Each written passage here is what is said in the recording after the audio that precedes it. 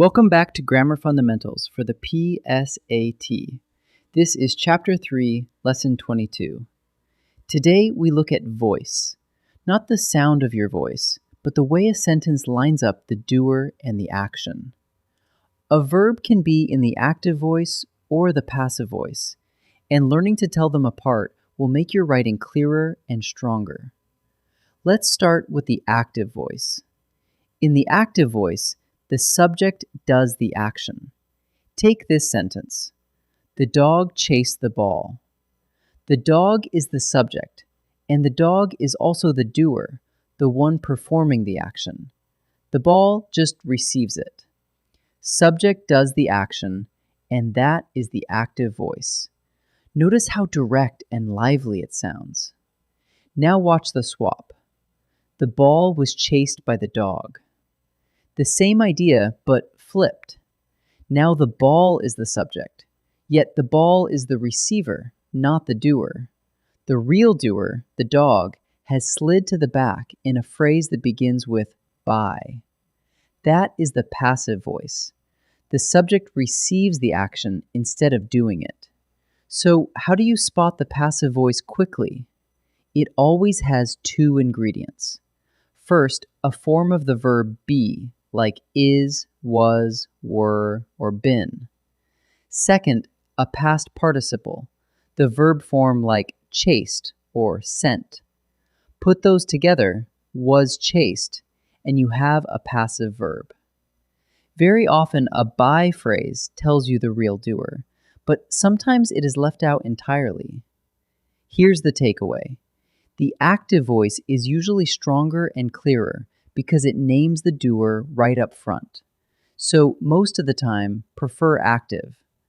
But the passive voice has its uses. Reach for it when the doer is unknown, or when you want to spotlight the receiver of the action. The window was broken last night tells us what happened, even though we don't know who did it. In this first set, decide whether each sentence is active or passive. Find the subject, then ask, is the subject doing the action or receiving it? Look for a form of be plus a past participle. Pause and try each one before I answer.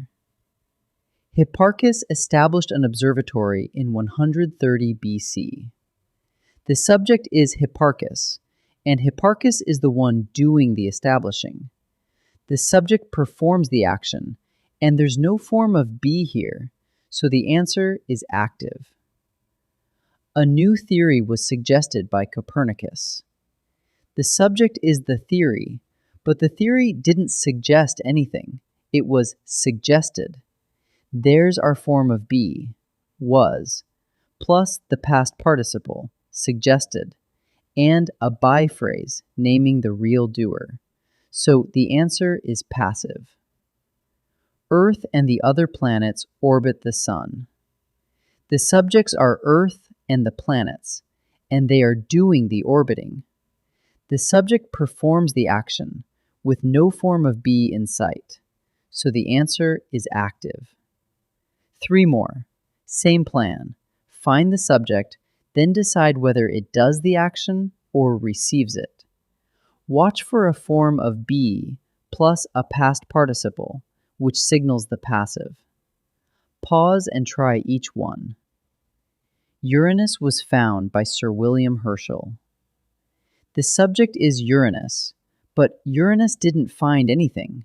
It was found. We have the form of be, was, plus the past participle, found, and a by phrase. So the answer is passive. A space probe reached Venus in 1962. The subject is the probe, and the probe is the one doing the reaching. The subject performs the action, no form of be, so the answer is active. Mars was named by the ancient Romans. The subject is Mars, but Mars didn't name itself. It was named. There's the form of be, was, the past participle, named, and a by phrase pointing to the real doers. so the answer is passive. Let's wrap up. In the active voice, the subject does the action, like the dog chased the ball. In the passive voice, the subject receives the action, like the ball was chased by the dog. Spot the passive by its two ingredients: a form of be plus a past participle, often with a by phrase. And remember, the active voice is usually clearer and stronger, so prefer it, and save the passive for when the doer is unknown or when you want to highlight the receiver. Great work!